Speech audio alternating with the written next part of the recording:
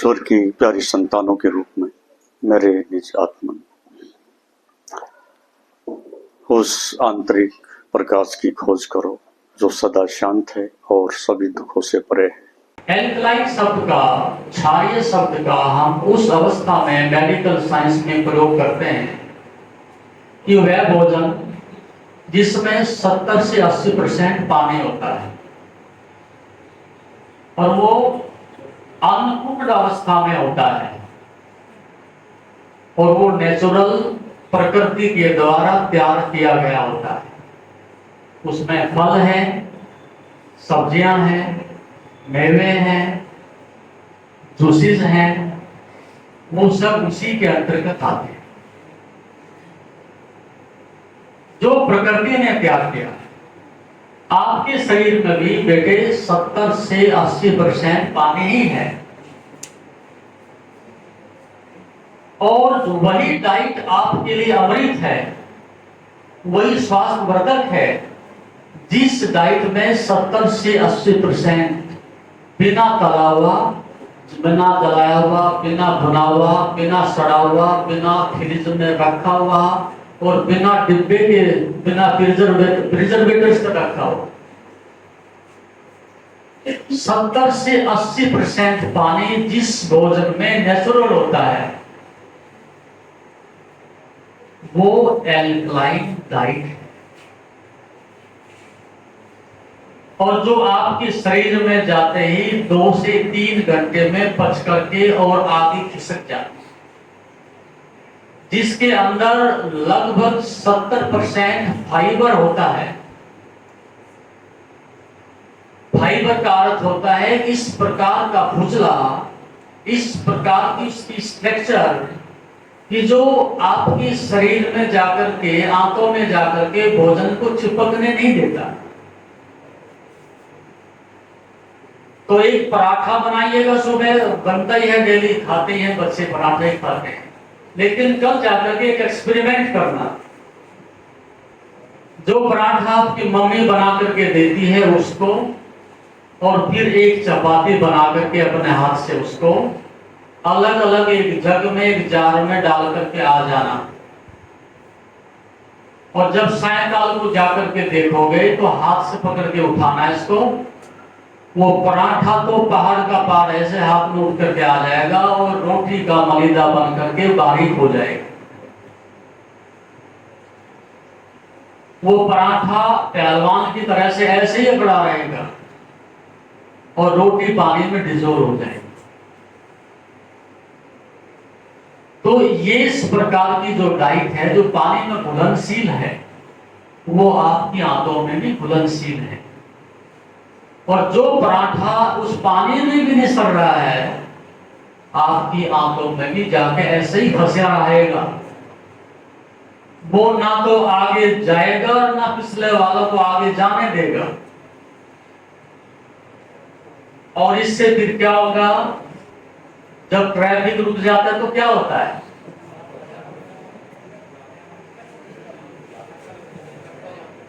इसको कहते हैं गैस्ट्रिक। अब वो आपके हार्ट में जाएगी, ब्रेन में जाएगी, पूरे पेट में गुड़गुड़ करेगी, आपको बेचैन करेगी क्योंकि चक्का जाम हो गया, ट्रैफिक जाम हो गया। फिर आप हाजमोला खाएंगे, चूरण खाएंगे और कोका कोला, फैंटा पिएंगे, तब मुश्किल से वो आगे खिसकेगा। कितने दिन खिसकेगा? और ये काम एक दिन नहीं है, ये अरगल, ये समस्या, ये चक्का जाम डेली होता है और उसके कारण से आपको पिंपल्स होते हैं, एसिडिटी होती है, चेहरे पर झाइयां आती हैं, बाल उड़ते हैं, बुढ़ापा आता है, आईसाइट वीक होती है, अल्सर होता है, कैंसर होता है, गाइनो प्रॉब्लम होती है और जल्दी बुढ़ापा आकर के बीमार होकर के मर जाते हैं। ऐसी स्थिति हमने इस जानकारी के ना होने से या इसका पालन ना करने से अपने भोजन के द्वारा इतनी बीमारियां हम पैदा कर रहे हैं। तो इतना एसिड आपकी आंतों में इकट्ठा हो जाता है कि वो जहर आपके खून में जाकर के उसकी गर्मी से सारे शरीर में बीमारियां पैदा हो। तो इतनी मेडिकल साइंस थोड़ी आपको आनी ही चाहिए कि हम जो खा रहे हैं वो खून में जा रहा है, ब्रेन में जा रहा है, हार्ट में जा रहा है, किडनीज में जा रहा है, उसका क्या प्रभाव हो रहा है। तो जो कुछ सामने आया और अंदर डाल दिया, आपको डालने में 5 सेकंड लगे हैं, लेकिन उस खून को और आंत को उसे शरीर में ले जाने में कितना कष्ट होता है वो आप नहीं जानते। तो यदि आप अपने भोजन के प्रति जागरूक नहीं हैं, अब आप बड़े हो गए हो, कल को आप पैसा कमाओगे, नौकरी करोगे, आपके जीवन का 50% पैसा बीमारी में जाएगा और शेष जो तुम्हारा समय बचेगा वो सब दुख में कटेगा। और बीमार आदमी चिड़चिड़ा होता है, बीमार आदमी अपराध करता है, बीमार आदमी सबके साथ झगड़ा करता है, बीमार आदमी किसी को अपना मित्र नहीं बनने देता, बीमार आदमी सदैव ही विद्रोह का दुख का कारण बनता है। तो भोजन ही बेसिकली आपका रोग है, शरीर ही आपका बीमार है, तो मन के स्वस्थ रहने का आधार समाप्त हो गया। फिर कैसे स्वस्थ रह सकते? तो अब आप ये निर्णय करो कि मैंने अंडे को, मीट को, कोल्ड ड्रिंक को और डिब्बाबंद भोजन को, चाइनीज फूड को, तली हुई चीजों को, चीनी को, मैदा को, चाय को, कॉफी को, कोल्ड ड्रिंक्स को, इस प्रकार की जितने भी बाजार की चीजें आपके अंदर जा रही हैं वो सब आपके स्वास्थ्य को, आपकी बुद्धि को, आपके धन को, आपके स्वभाव को नष्ट कर देंगे। क्या आप स्वस्थ रहना नहीं चाहोगे? सुखी रहना नहीं चाहोगे? यदि आपने यही निर्णय कर लिया है हमने तो बीमार ही रहना है और दुख से जीना है, तो फिर आपको यहां से बाहर चले जाना चाहिए और जो आपकी स्वतंत्रता से आप कर रहे हो वो करना चाहिए। अन्यथा सही दृष्टिकोण ये है, जब जागो तभी सवेरा। यदि आज हमें सही जानकारी मिल गई है, सही टेक्नोलॉजी मिल गई है, सही विज्ञान मिल गया है, तो हमें उसका प्रयोग करना चाहिए। जो लोग एग्रीकल्चर के यहाँ बच्चे विद्यार्थी हैं वो जानते होंगे अब से 50 वर्ष पहले भूखमरी थी। क्यों थी? टेक्नोलॉजी नहीं थी, गेहूं का प्रोडक्शन नहीं था, गन्ने का प्रोडक्शन नहीं था, और वही एक वाइल्ड जो पौधे हुआ करते थे, वाइल्ड लाइफ से जो 1 एकड़ में 1-2 बोरी गेहूं उगा करते थे, उसको विकसित करके हमने कई क्विंटल पैदा करने की क्षमता अर्जित की। तो आज आपका पेट उस भोजन से भर रहा है, आपको मिल रहा है। यदि 50 वर्ष पहले की वही टेक्नोलॉजी और ये जनसंख्या को हम वहां पहुंचा दें तो इस वृक्ष के पत्ते भी पर्याप्त नहीं है खाने के लिए, भोजन की तो बात अलग है, और ऑक्सीजन भी नहीं मिलती। तो टेक्नोलॉजी ने ये डेवलपमेंट करके मनुष्य के पेट को भरने की तो व्यवस्था की है, लेकिन अब आपके पास चुनौती है। उस समय भूखमरी से लोग मरा करते थे और आप अधिक खाके मर रहे हो। पैसे के अभाव में झोपड़ी में लोग जीवन काटते थे तो भी उनका अपराध भाव नहीं था, लेकिन आज मनुष्य के पास इतना पैसा है कि वो मनुष्यों को मारने में, उजाड़ने में, नष्ट करने में काम आता है। तो यदि पावर आपके पास आती है और पावर को पीस में कन्वर्ट करने की, उसको अच्छाई में बदलने की शक्ति आपको पास नहीं आती, तो आप निश्चित रूप से इस जीवन को अभिशाप में और दुख में बदल दो, और बदला जा रहा है। तो आपके पास साधन तो अच्छे हैं, लेकिन उन साधनों को प्रयोग करने वाली बुद्धि अच्छी नहीं, समझ अच्छी नहीं है, निर्णय अच्छे नहीं है, तो ये आपकी विनाश का कारण बनता जा रहा है। तो पहले तो आपकी शरीर की शुद्धि, ये आपकी परिधि है, और यदि परिधि ठीक नहीं है तो केंद्र के विषय में आप जो भी कुछ करोगे वो गलत हो जाएगा। तो यहां से आपके जीवन की पहली शुरुआत होती है परिधि से, इस शरीर से। और शरीर के पीछे कितने शरीर हैं और कितनी संभावनाएं हैं, कितना सूक्ष्म विज्ञान है, उसकी बात तो मैं तभी करूं कि जब पहली बात समझ आए और आप उसको फॉलो भी करें। यदि आप 6 महीने भी ठीक से आहार लेते हो, तब आपको पता चलेगा कि हम अमृत खा रहे थे या जहर खा रहे थे। तो आपने पर्याप्त मात्रा में प्रयास ये करना है कि आपकी आहार की व्यवस्था इस प्रकार से होनी चाहिए कि सुबह उठते ही जो आप चाय खाते पीते हो, तली हुई चीजें खाते हो, उसको बंद करके 2 गिलास पानी पी लिया। उससे आपके शरीर में ठंडक आएगी, एसिड निष्क्रिय होंगे, आंतें साफ होगी। ज्यादा करो 1 चम्मच त्रिफला ले लो तो और अच्छा है। और फिर सुबह का जो आपका डाइट है उसमें दही सबसे श्रेष्ठ है। यदि मीठी दही आप सुबह के भोजन में प्रयोग करते हो, दूध की अपेक्षा तो वो अच्छी है। और यदि और भी अच्छी व्यवस्था है तो सीजन के ताजे जो फल मिलते हैं, एक सिंगल फल से आप पेट भरते हो तो आपके स्वास्थ्य के लिए अति श्रेष्ठ है। यदि वो नहीं है तो आप थोड़ी सी सलाद लीजिए, थोड़ी सब्जी लीजिएगा और थोड़ा उसके साथ में चपाती अपन लीजिए। तो श्रेष्ठ डाइट हुई आपकी सलाद, सब्जी और चपाती और दही। सुबह पेट भर के आप खा लेते हैं तो दोपहर को जरूरत नहीं। दिन भर पानी पियो, जूस पियो या फल खाओ और रात को जाकर के फिर भोजन करो। उस भोजन में भी आपकी सब्जी या दाल या रोटी और फिर रात को दूध। यदि ये डाइट आपको सामान्य स्थिति में बराबर मिलती है तो आपकी बीमारी के आने का कोई भी कारण नहीं बचता। आप 6 महीने इसको फॉलो करिएगा। या तो मुझे एक समय ताजे फल खाने हैं, एक समय पेट भर के अन्न खाना है सुबह, उसमें भी फल एक समय, सब्जी रोटी और दाल एक समय, और रात्रि को सब्जी रोटी और दूध एक समय। इस बीच में आप पानी पर्याप्त पी सकते हो, बाकी चीज की आवश्यकता नहीं। ये अधिक खर्चीला नहीं है, कहीं से कुछ लाना नहीं, आपके घर की चीजें हैं। ये स्वस्थ रखने के लिए आपकी सुंदर डाइट प्लान है।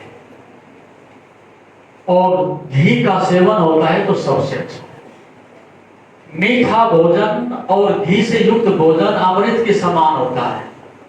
इसलिए आपकी सब्जी में या दाल में पर्याप्त घी होना चाहिए।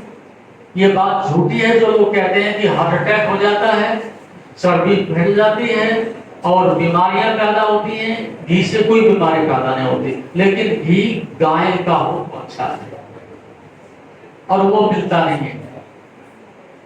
इससे फिर आप नारियल का तेल प्रयोग कर सकते हैं, मोक्ष के विकल्प में अच्छा है। तो ये आपकी एक डाइट प्लान है साधारण। अब हम बात करते हैं आपके मन की आंतरिक शुद्धि के लिए प्राणायाम की। ये शरीर की शुद्धि हुई भोजन से। अब आपकी प्राण ऊर्जा भी शुद्ध होनी चाहिए। उसके अंदर जो acidic carbon dioxide, carbon monoxide, इस प्रकार के जो जहरीले तत्व चले गए हैं, ये तो भोजन से शुद्धि हो रही थी। प्राण की शुद्धि हमने करनी है। उस प्राण की शुद्धि करने के लिए प्राणायाम से बढ़कर के संसार में श्रेष्ठ कुछ भी नहीं है। आप भोजन के बिना कितने दिन रह सकते हो ये बताओ? क्यों बेटे? 1 महीना रह सकते हो। अच्छा, मैं बताता हूं, यदि आप स्वस्थ हो तो 3 महीने तक मरोगे नहीं। 3 महीने भोजन नहीं मिलेगा तो मरोगे नहीं, और 1 महीना पानी नहीं मिलेगा तो भी नहीं मरोगे। लेकिन 1 घंटे के लिए ऑक्सीजन ना मिले तो क्या होगा? कितनी देर रह सकते हो बिना ऑक्सीजन के? नहीं रह सकते। तो भोजन से भी, पानी से भी और आपके पैसे से भी अधिक बहुमूल्य क्या हुआ? श्वास हुई। और श्वास कहां से आ रही है? ऑक्सीजन कहां से आ रही है? उस पौधे से आ रही है, उस पर आपके फेफड़े टंगे हुए हैं, वहां से आप ऑक्सीजन आरोप कर रहे हो। ठीक है। और यदि ऑक्सीजन आपको खरीदने पड़ जाए, उसकी कीमत का पता है क्या है? लगभग 550 किलो ऑक्सीजन 24 घंटे में आप डेली खर्च कर रहे हो।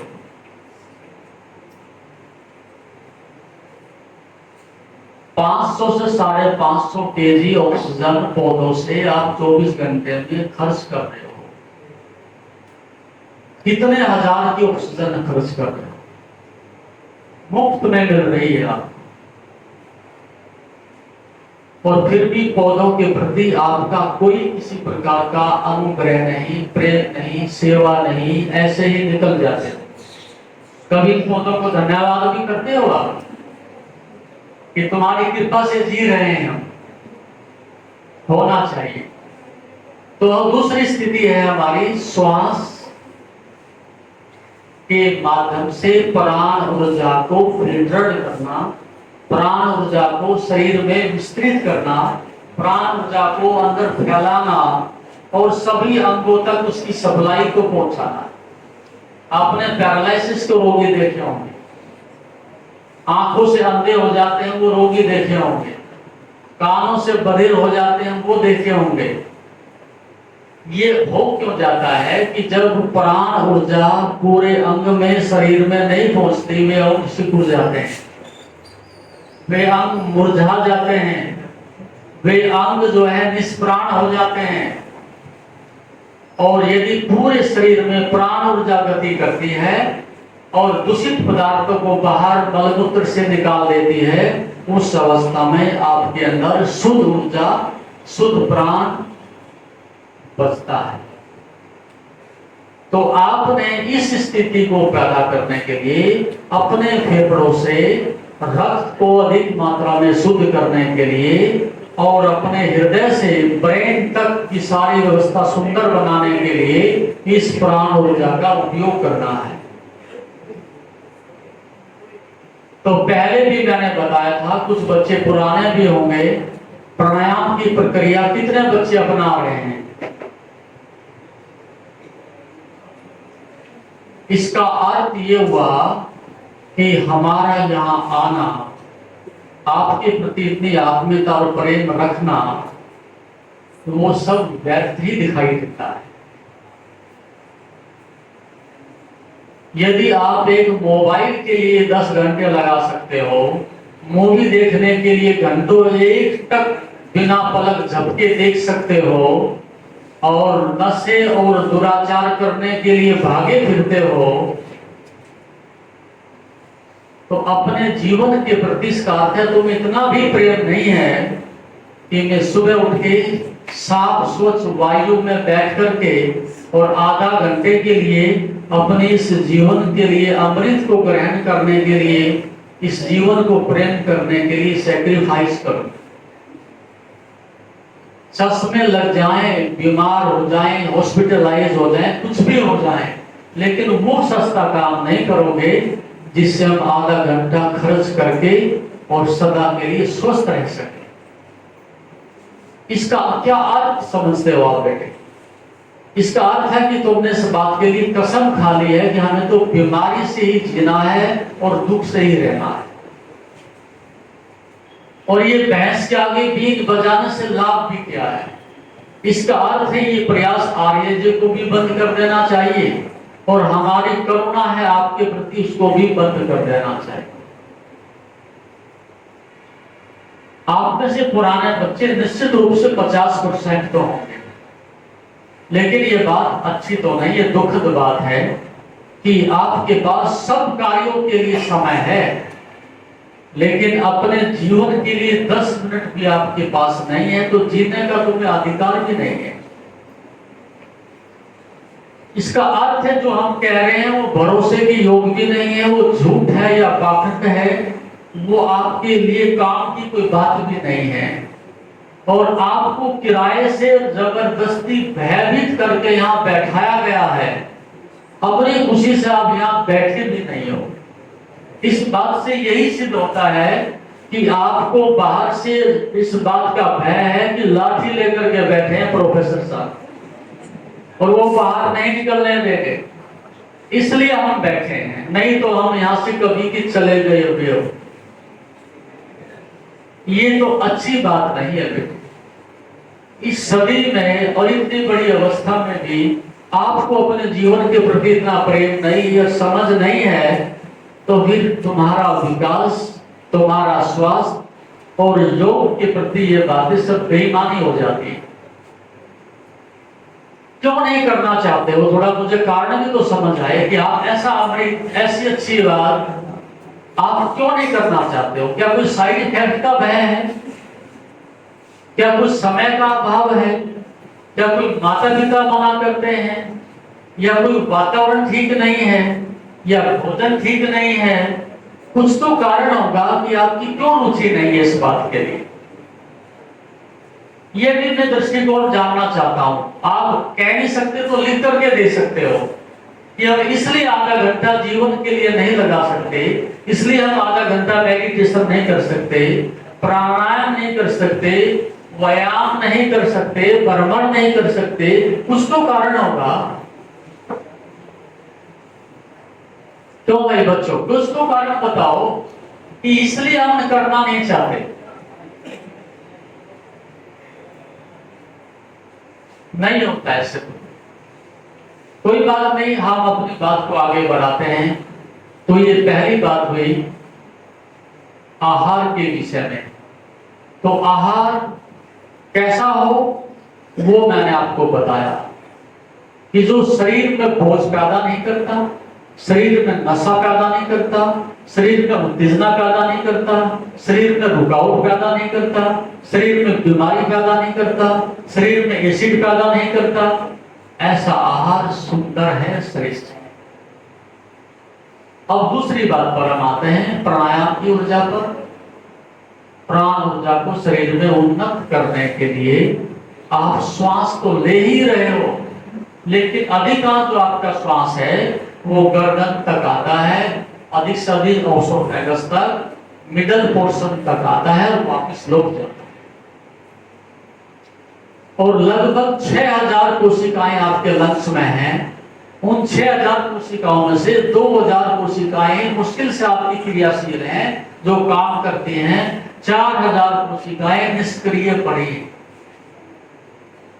जो कि वो भी काम करने के लिए प्रभु ने बनाई है, और उनका जो डायफ्राम है, उनका जो अंदर खुलने का ढंग है, वो आपका बंद होता जा रहा है, सूखता जा रहा है। इसलिए आप 10 पौड़ी चढ़ते हो तो श्वास फूलती है, 1 किलोमीटर दौड़ते हो तो आप हाँफने लगते हो। क्यों?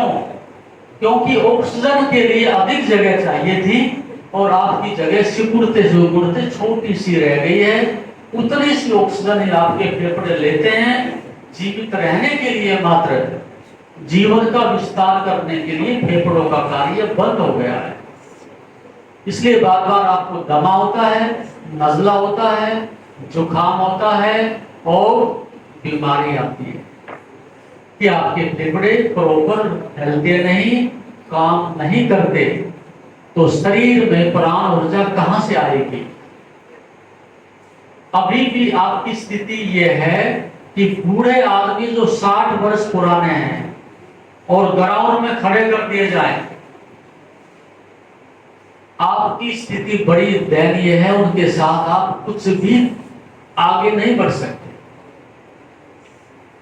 कैसे जवान होगा? ऐसी जिंदगी को नहीं जीना बेटे। आपको अच्छी जिंदगी जीने के लिए प्रभु ने साधन दिया है। तो इस प्राणायाम की ऊर्जा से विकसित ऊर्जा करने के लिए आपको प्राणायाम करना है। और मैंने बताई थी उसकी विधि। कौन सी विधियां हैं भाई? अब वो मेथड भी खो गया, जब करते ही नहीं तो मेथड कहां से आए? नहीं, वो मेथड भी नहीं आपको याद रहा। मेथड था कि हमने 3 चरण बताए थे। एक चरण में हमने अनुलोम विलोम के रूप में आपके शरीर में 2 प्रकार की स्थिति है, सूर्य और चंद्र। एक नाड़ी गर्म होती है, एक ठंडी होती है। एक तत्व शरीर को गर्म रखता है, दूसरा तत्व ठंडा रखता है। हमने दोनों का संतुलन बनाना था। जो आपकी राइट साइड है वो सूर्य से संबंधित है, जो लेफ्ट साइड है वो चंद्र से संबंधित। तो दोनों को जब हम एक सम अवस्था में ले आते हैं, उस समय बीपी ना तो हाई होता और ना लो होता। जिनका बीपी हाई होता है, सीधी सी बात है, उनकी एक नाक लेफ्ट साइड की बंद रहती है और राइट की ज्यादा चलती है। शरीर में गर्मी बढ़ती है, एसिड बढ़ता है, खून गाढ़ा होता है और उनका बीपी, उनका पारा, उनका मन क्रोध से भर जाता है।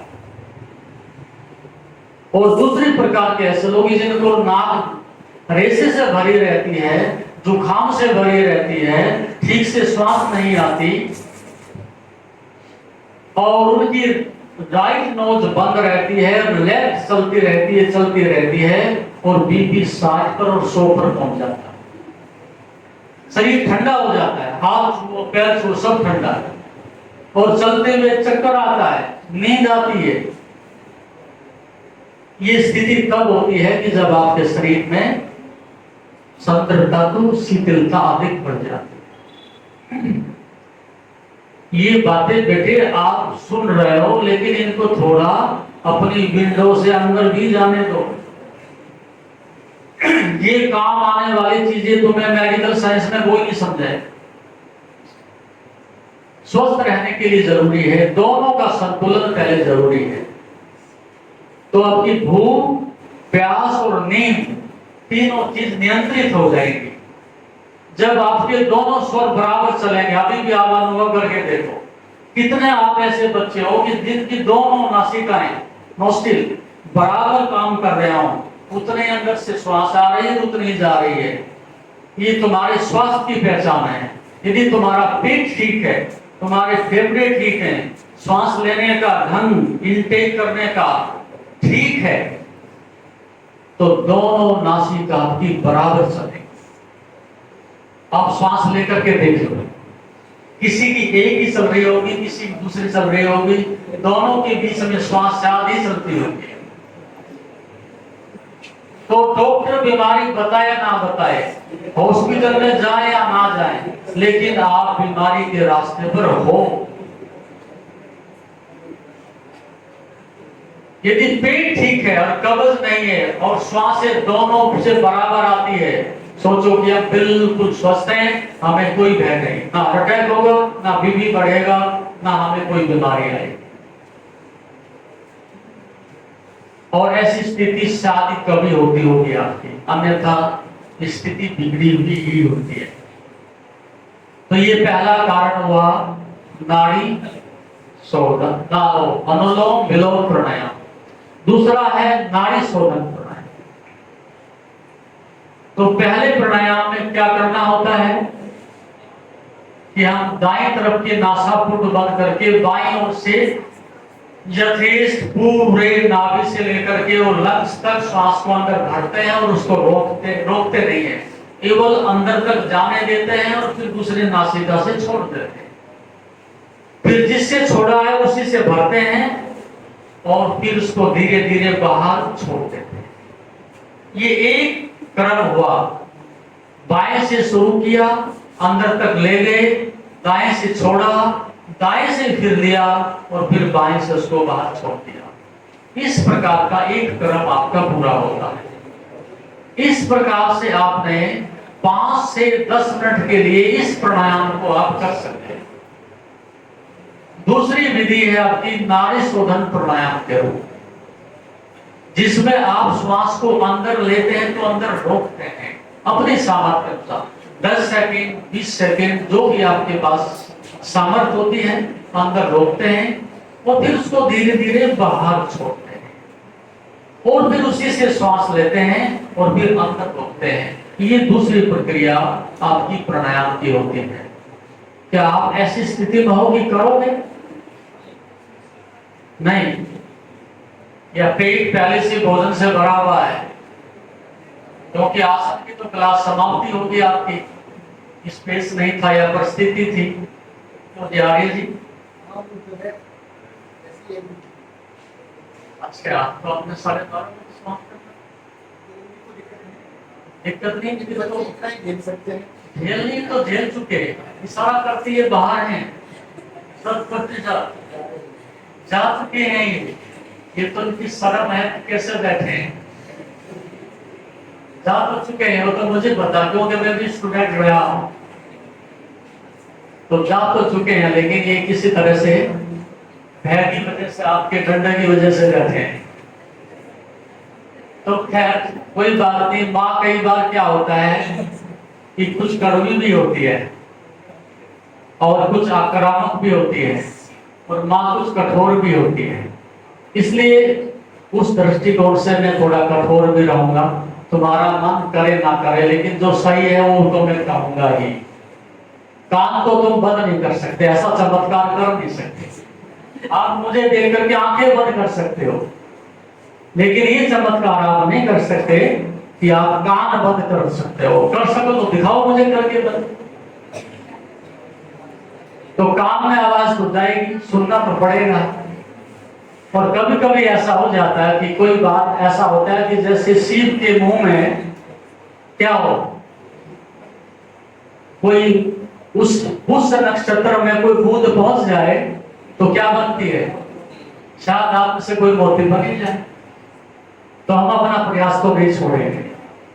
डॉक्टर जब ऑपरेशन करता है तो चीखें निकलती है, गाली देता है, लाते मारता है, लेकिन ठीक होने के बाद धन्यवाद भी देता है।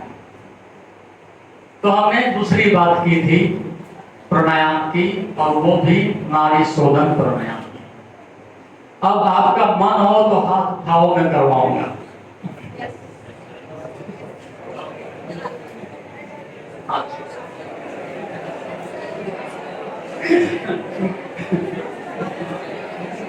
ठीक है, बहुत अच्छा, बहुत सुंदर, बहुत बहुत अच्छा।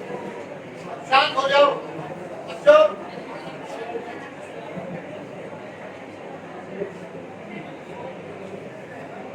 अब अपने विषय पर आ जाओ। इसका अर्थ ये हुआ कि अधिक इस बात के प्रति आप संवेदनशील तो नहीं हो, लेकिन मैं थ्योरेटिकल समझा देता हूं। करने में ज्यादा इंटरेस्ट आपका नहीं है, फिर भी मैं थोड़ी आपको बता देता हूं, उस बात को दृष्टि में रखते हुए। प्राणायाम की स्थिति सबसे अधिक संवेदनशील है। ये बात सुनते भी हो, पढ़ते भी हो, देखते भी हो, प्रचार भी होता है, लेकिन कब करना चाहिए, किसको करना चाहिए, कैसी स्थिति में करना चाहिए, ये बातें अधिक महत्वपूर्ण है। कितनी बार करते हो अच्छा हो और बुरा हो जाता है। प्राणायाम करने से, योग करने से कई लोगों को साइड इफेक्ट भी होते हैं। वो तब होते हैं जब उनके पास एक सही जानकारी नहीं होती। तो प्राणायाम करने का सही सबसे उपयुक्त जो मैंने बताया, सुबह कब्ज ना हो, पेट साफ हो, पर्याप्त मात्रा में ऑक्सीजन हो, आपका मन चिंता से मुक्त हो, और साफ स्वच्छ वातावरण में बैठ करके आप उस अवस्था में प्राणायाम करें कि जुकाम ना हो। बीपी आपका यदि हाई है तो अलग तरह के प्राणायाम है, लो है तो अलग तरह के प्राणायाम है, आप हृदय के रोगी हैं तो अलग प्राणायाम है, आप अल्सर के रोगी हैं तो अलग प्राणायाम है। यदि आप सामान्य स्थिति में हैं, ना कोई बीपी की समस्या है, ना कोई हार्ट की समस्या है, ना पेट में कोई गैस्ट्रिक और कब्ज की समस्या है, तब आप इस प्रकार के प्राणायाम को निरापद ढंग से बिना किसी साइड इफेक्ट के कर सकते हो। लेकिन यदि कोई समस्या है तो नहीं करना चाहिए। ना ही कोई आसन ऐसा करना चाहिए जिसमें आपकी बीमारी कोई हो और जानकारी ना हो और आप करते रहें तो उसके दुष्प्रभाव होते हैं। स्थानीय किसी समझदार आदमी से, किसी अनुभवी से जानने के बाद ही योग करना चाहिए। ऐसे ही मेडिटेशन की भी स्थिति है। यदि आप एक केतली में पानी भर के रख देते हैं, ऊपर से ढक्कन बंद कर देते हैं, नीचे से बर्नर चालू कर देते हैं और ऐसे ही आप बढ़ाते चले जाएं तो क्या होगा? एक्सप्लोजन हो जाएगा। तो ध्यान से ऐसा ही नहीं कि अमृत ही बरसता है। यदि आपने अपनी एनर्जी को कोई डायरेक्शन नहीं दी है, आपने मन को कोई दिशा नहीं दी है, आपका सिस्टम अंदर ठीक नहीं है और आप जबरदस्ती आंख बंद करके और मन को शांत करने की कोशिश कर रहे हो, तो ये एक डिप्रेशन का, एक एक्सप्लोजन होने का, विस्फोट होने का कारण भी बनता है। हम आपको दोनों ही बातें पैरेलल बता रहे हैं। कल को ऐसा ना हो कि आपके जब तो ध्यान कर रहे थे जो हमारे साथ अच्छा नहीं हुआ। अच्छा होता है। संसार में ऐसा कोई अमृत नहीं जो 100% अमृत ही होता हो। ऐसा कोई जहर नहीं कि जो 100% जहर ही होता हो। ऐसा कोई लाभ नहीं कि जो 100% लाभ ही होता हो। और ऐसी कोई बुराई नहीं कि 100% बुराई ही होती है। हर चीज की अलग अलग अवस्थाएं होती हैं। ये अपने दिमाग से आपको देखना है। तो ये बात हुई प्राणायाम की। और अगली बात है आपकी मेडिटेशन की, ध्यान की। पिछला कार्य मेरा शेष रह गया है क्योंकि मैंने केवल आपको शरीर की शुद्धि के लिए बताया। मन की शुद्धि क्या है और भाव की शुद्धि क्या है, ये शेष है। और फिर शरीर की शून्यता क्या है, भाव की, मन की शून्यता क्या है और भाव की शून्यता क्या है, ये 6 बातें महत्वपूर्ण है। 7वीं बात आती है मेडिटेशन। क्या बताया मैंने? शरीर शुद्धि, मन शुद्धि, भाव शुद्धि, शरीर शून्यता, मन की शून्यता, भाव की शून्यता। 6 चीजें पूरी होने के बाद 7वीं आती है ध्यान, शांति, मेडिटेशन, पीस ऑफ माइंड, समाधि। ये काम करना आपके लिए ना तो आपका भाव है, ना आपकी जिज्ञासा है, ना आवश्यकता समझते हो। लेकिन ये जरूर कहता हूं, आप में से कोई विद्यार्थी ऐसा हो सकता है, कोई बेटी ऐसी हो सकती है, कोई प्रोफेसर ऐसा हो सकता है। इस बात को अलग से मेरे से बैठ करके समझा जा सकता है, जाना जा सकता है, इसकी ट्रेनिंग दी जा सकती है, इसके लिए समय दिया जा सकता है। उनके लिए बड़ी काम की बात होगी। इसलिए इस बात को मैं ओपनली कह रहा हूं कि शायद आप में से किसी के अंदर जरूर ऐसा भाव होगा कि हमें ये सब जानना चाहिए। सबको आवश्यकता नहीं है, होती भी नहीं है। अब हम आते हैं मेडिटेशन के ऊपर, ध्यान के ऊपर। संसार में कितना बड़ा दुष्ट हो, चांडाल हो, चोर हो, राक्षस हो, दुर्जन हो, शराबी हो, दुराचारी हो, कितना बड़ा संभ्रांत हो, सज्जन हो, श्रेष्ठ हो, उन दोनों के पास ध्यान अवश्य ही होता है। चोर भी बिना ध्यान के चोरी नहीं करता, वो भी चोरी करता है तो ध्यान से ही करता है। एक शराबी भी ठेके तक जाता है तो ध्यान से ही पहुंचता है और बड़े ध्यान से ही पीता है। संसार में 2 ही प्रकार के ध्यान है, एक राइट मेडिटेशन और एक रॉन्ग मेडिटेशन। एक गलत ध्यान और एक सही ध्यान। 2 ही दृष्टिकोण है। बिना ध्यान के तो मैंने दुनिया में आज तक एक भी आदमी देखा ही नहीं। ध्यान सब करते हैं। किसी का ध्यान धन के ऊपर लगा हुआ है, किसी का ध्यान स्त्री के ऊपर लगा हुआ है। अब हंसी आई। ये तुम्हारे मन का चोर हंस रहा है। सही बात अब कही हमारी नहीं। वो एक दार्शनिक इस प्रकार की भाषा बोलते हैं जिसको फ्रायड कहता है, जुंग कहता है कि आप वो बात कहो जिसको सब चाहते हो तो लोग एकदम प्रसन्न हो जाए। तो मेरे जो गुरुदेव थे वो दक्षिण से बिलोंग करते थे। तो जब कभी कोई युवक आता था और मन से परेशान होता था और बहुत सारी बीमारियां बताता था, तो गुरुदेव मेरे एक ही बात कहते थे, who is she, who is she, अरे वो लड़की कौन देखी आप? बात बड़ी अटपटी लगती है, क्योंकि युवा अवस्था की बीमारी है, एक अट्रैक्शन है। और एक तक आप पुस्तक में हो तो मन नहीं लगता है, आप मोबाइल देखते हैं तो मन नहीं लगता है, आप घर में हो तो मन नहीं लगता है, आप बाजार में हो तो मन नहीं लगता है, लेकिन ध्यान एक जगह बराबर लगा हुआ है एक तक। क्यों? जो चीज आप में रस है, जिस चीज में आपका, वहां आपका ध्यान अपने आप ही चला जाए। गलत चीजों में रस है तो सोते सोते भी आपका ध्यान उधर ही जाएगा, और सही जगह आपका ध्यान है तो भी उधर ही जाएगा। एक ब्रिलियंट जो स्टूडेंट है जिसने रात और दिन परिश्रम किया है, वो रात्रि को भी मैथमेटिक्स ही करता है, वो रात्रि को भी केमिस्ट्री ही पढ़ता है, और रात्रि को भी फिजिक्स ही पढ़ता है। क्यों बेटे, पढ़ते हो कि नहीं? उसके रात्रि को सपने भी ऐसे ही आते। तो बिना प्रयास के भी रात्रि को भी ध्यान चल रहा है।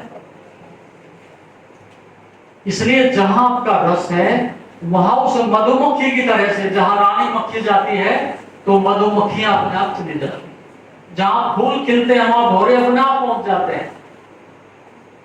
तो जहां आपका रस होगा तत्क्षण आपका ध्यान भी चलता है। इसलिए आपका रस सौम्य है तो ध्यान सौम्य के ऊपर जाएगा, आपका रस दूसरे में है तो दूसरे में जाएगा। इसमें कोई संदेह नहीं, ये साइंस है। तो अब आप ये देख सकते हो कि मेरा रस दूसरों को देखने में है, दूसरों को जानने में है, या स्वयं को देखने और जानने में है। तो ध्यान की प्रक्रिया उनके लिए है जिनके लिए संसार से जो लोग तृप्त हो गए हो। हमने बाजार भी देख लिया है, हमने रंगीन कागज भी देख लिए हैं, हमने संसार के सब दरवाजों पर दस्तक दे करके देख लिए है, हमें शांति नहीं मिली। ना धन से, ना स्त्री से, ना पद से, ना सम्मान से, ना अच्छे भोजन से, ना अच्छे मकान से, ना अच्छे वस्त्रों से। जो व्यक्ति इस बात का ईमानदारी से अनुभव करके वापस लौटा हो कि यहाँ तो कहीं शांति का लेवल तो लगा था, नोटिस तो लगा था कि स्वर्ग और प्रवेश करते हैं तो नरक हाथ में आता है। जब आदमी इस बात से अनुभव से तृप्त होता है कि बाहर कहीं शांति नहीं, तो फिर एक दरवाजा बचता है कि शायद मेरे अंदर ही हो, शायद मेरे पास ही हो। और तब ध्यान का समय आता है। इससे पहले तो खींचातानी है, इससे पहले तो संघर्ष है, इसके पहले तो एक युद्ध है। आप लड़ सकते हो लेकिन ज्यादा सफलता आपको नहीं मिलेगी। लेकिन एक सही कदम और मंजिल तक पहुंचने के लिए एक सही जानकारी देना तो मेरा कर्तव्य बनता है। सिर्फ एक कदम उठाता गलत, सिर्फ एक कदम उठाता गलत राह शोक में, फिर तमाम उम्र मंजिल मुझे ढूंढती रही। जब एक कदम गलत उठ जाता है तो फिर जिंदगी अनंत काल तक उसी के पीछे चली जाती है। फिर मंजिल ढूंढती है मुसाफिर कहाँ गया, कौन से रेत में खो गया, कौन सी धूल में मिट गया। तो आपका निर्णय, आपका ध्यान इस बात पर निर्णय करेगा आपकी दिशा कौन सी है। तो आपकी दिशा सही है तो ध्यान अपने पर होगा, और आपकी दिशा गलत है तो ध्यान गलत दिशा में होगा। तो इस बात के पीछे इतना संतुलन बैठाना कि जो बाहर ध्यान देना जरूरी है उतना ध्यान बाहर दीजिएगा, और शेष समय बचता है तो अपने पर ध्यान दीजिए। जितना बाहर देखना जरूरी है उतना देख लीजिएगा, लेकिन देखने की बीमारी पैदा मत करिए। जितना बोलना जरूरी है उतना बोलिएगा, लेकिन बोलने की एक बीमारी पैदा मत करिएगा। जितना सुनना जरूरी है वो सुन लीजिएगा, लेकिन सुनना एक आदत और बीमारी मत बनाइएगा। जितना संसार में धन कमाना है कमा लीजिएगा, लेकिन धन के साथ गबन मत हो जाइएगा। धन के साथ ही मर मत जाना। शायद बच्चों ने कभी किसी ताबूत को या किसी लाश को, किसी मुर्दे को जाते हुए नहीं देखा होगा। देखा है? किसी भी कफन में कभी जेब होती है? क्यों नहीं होती? ले जाता थोड़ा डाल करके, 2-2 हजार रुपए की गड्डियां कुछ रख लेता, काम आती कहीं सफर में। कोई नहीं ले जाता। लेकिन इसका अर्थ मैं ये नहीं कह रहा हूं कि तुम धन के विरोधी हो जाओ और नफरत करने लगो, लेकिन जिंदगी धन बन जाए और कागजों के लिए लड़ाई लड़ते रहो और जिंदगी अपनी वासनाओं में दुख में बिताते रहो, वो जीने का ढंग अच्छा नहीं। उतना धन जिससे जीवन चले, उतना संसार जिससे दुख पैदा ना हो। शेष जो समय बचता है वो अपने जीवन को ध्यान में, अपने सुधार में, अपने जागरण में, अपने को जानने में लगाना चाहिए। ये तुम्हारे जीवन का उद्देश्य है। तो इसलिए ध्यान तब होता है जब मुझे अपने में रस पैदा होगा, अपने के अंदर जानने में रुचि पैदा हो गई हो, तब ध्यान अपने आप वापिस लौट आता है। अभी तो तुम्हारी निगाहें बहुत दूर दूर तक जाती हैं, बहुत दिशाओं में दौड़ती हैं, बहुत सारे सपने देखती हैं, लेकिन फिर भी मैं कहना चाहता हूं कि संतुलन बनाया जा सकता है। एक ऐसा संतुलन कि हम अंदर भी देख सकें और हम बाहर भी देख सकें। संतुलन वही है कि जो दोनों छोर को संभाल के रख सके। यदि आप एक टांग से दौड़ सको तो कितने दौड़ोगे? दोनों टांग पर चलने से ही दौड़ी जाती है। आप बाहर का भी संभाल सकें और अपने अंदर भी संभाल सकें, यही संतुलन है। अंदर बुद्धि पवित्र हो, सही निर्णय करने वाली हो, अपने अनुभव से भरी हुई हो, तो आपके कर्म अच्छे होंगे, आपकी दृष्टि अच्छी होगी, आपका विचार अच्छा होगा। तो मैं रूपांतरण की बात कर रहा हूं। जो आपको प्रभु ने दिया है इसमें एक संतुलन खोजना है, उसको मैं ध्यान कहता हूं। बाहर से भागना नहीं और अपने से पीठ फेरना नहीं, ये दोनों काम कर रहे हैं। बाहर को भी देखना है और स्वयं हम क्या है इसको भी देखना है। इस संतुलन का नाम जीवन है, परफेक्ट लाइफ है। तो ध्यान के विषय में क्या सोचे? ध्यान का अर्थ है कि अपनी शक्ति को एक जगह केंद्रित, अपनी शक्ति को एक जगह फोकस करना, अपनी शक्ति को रूपांतरित करना, अपनी शक्ति को एक इनर डायरेक्शन देना, वो ध्यान की कला है। रात्रि को कितने घंटे आप सोते हो? क्यों बच्चों? 6 घंटे। यदि 6 दिन के लिए आपको हम ना सोने दें तो आपकी हालत यहां आने की होगी या पागल खाना जाने की होगी? सोचिएगा। 6 दिन आप जिंदगी भर सोते ही रहे हो ना, ये प्रयोग करके देखो आप। 6 दिन सो मत, क्या होगा? डिप्रेशन हो जाएगा, पागलपन हो जाएगा, आंख खुले खुले भी सपने दिखने लगेंगे, आंख खुले खुले भी दृश्य दिखने लगेंगे। क्यों होगा ऐसा? रात्रि को जब आप 8 घंटे सोते हो तो आपका ध्यान दुनिया से हट जाता है। आपके ध्यान की धारा को प्रकृति बाहर से डिटैच कर देती है, और जैसे कि मकड़ी जाला बुनती है और फिर जाले को निगल भी जाती है। तो सुबह उठते हो तो आप जाला फैला देते हो, रात्रि को सोते हो तो सारी इंद्रियां, मन, बुद्धि आपके पास वापस लौट आती है, और उसमें प्रकृति आपको फिर एक विश्राम में ले जाती है, एक रेस्ट कंडीशन में ले जाती है। और यदि वो विश्राम आपसे छीन लिया जाए तो आप सुबह काम करने के योग्य ही नहीं बचोगे, मुश्किल से उठोगे बिस्तर से। एक दिन एक्सपेरिमेंट करके देखो, तो नींद चली जाए तो दिन में काम करने की क्षमता खत्म हो जाएगी, और यदि आपकी शांति चली जाए तो आनंद से जीने की क्षमता खत्म हो जाएगी। ये अंतर समझो। आप सो करके ये लाभ तो हो गया कि कल आप कॉलेज में आ सकते हो, ऑफिस जा सकते हो, अपना काम कर सकते हो, लेकिन आप होली घोस्ट, आप आनंदित भी होंगे, प्रसन्न भी होंगे, ये नहीं होगा। ये तब होगा जब अगला कदम आप, प्रकृति ने आपको पीस ऑफ माइंड कर दिया रात्रि को, वो आपकी अचीवमेंट नहीं है, लेकिन जब पीस ऑफ माइंड आप अचीव भी कर लेते हैं, तो जब आप कार चलाते हो तो कार में क्या फंक्शन होता है? एक्सीलेटर होता है, ब्रेक होता है और क्लच होता है कि नहीं? यदि आपका ब्रेक फेल हो जाए तो क्या होगा?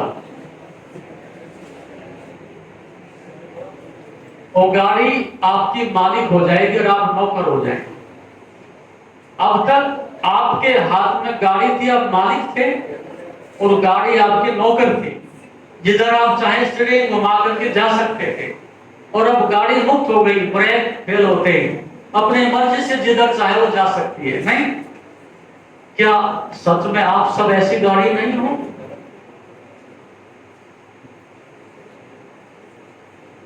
सोचिएगा, ऐसी ट्रेन या ऐसा एरोप्लेन कि जो रुकना नहीं जानता, जिसके ब्रेक फेल हो गए हो, और मैं कहूं बेटी इसमें बैठना, आज फ्री है ये एरोप्लेन, कोई पैसे नहीं लगेंगे, लेकिन ये रुकना नहीं जानता, ब्रेक नहीं लगती इस ट्रेन में, क्या बैठोगे?